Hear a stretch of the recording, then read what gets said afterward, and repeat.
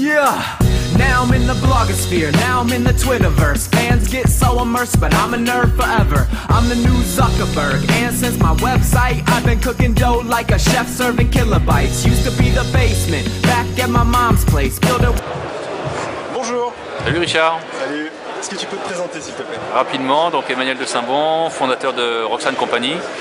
Roxane Company, c'est une agence de social media, d'e-réputation. On existe depuis 2 ans, on est une petite dizaine. Et on travaille avec des gens comme Accor, comme Chanel, Best Western, Avis, la banque BFM, plein de gens. D'accord, donc basé sur Paris. Hein.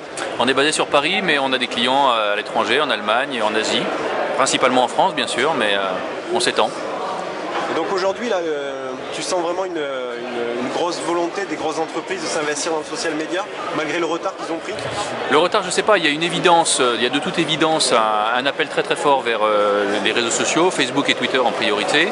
Il y a besoin de comprendre, envie d'y aller.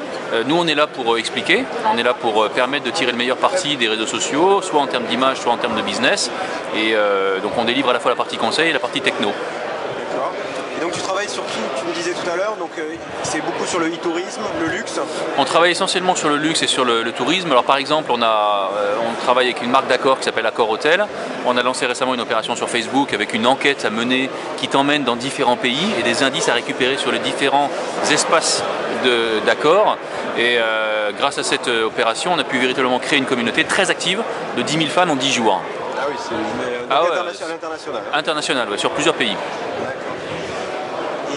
Et par rapport au luxe, comment tu sens justement cette industrie qui est plutôt réticente en général à évoluer? Le luxe, c'est un peu mon dada parce qu'il y a à la fois des choses extraordinaires à faire dans le luxe. Ils ont naturellement une matière, c'est des marques aspirationnelles.